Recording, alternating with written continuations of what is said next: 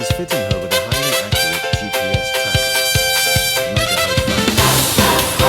Megahertz from an eagle's perspective.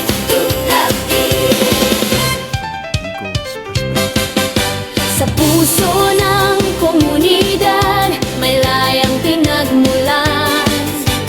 Dito sa Kaguraganan, may pangarap na tunay. Handog sa tanan, serbisyo'y may malasakit. Tulong sa isa't isa, di lang negosyo, kundi pamilya rin. We rise together as one big voice.